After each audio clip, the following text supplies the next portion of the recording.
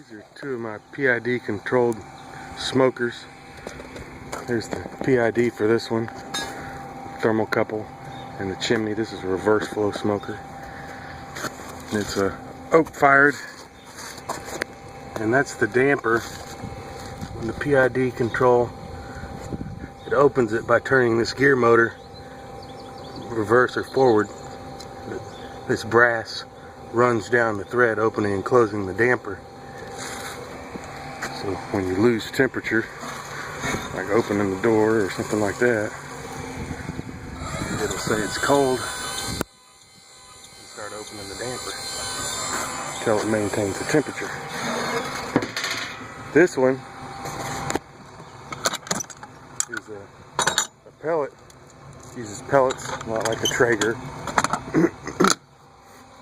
PID down here, and thermocouple runs in there,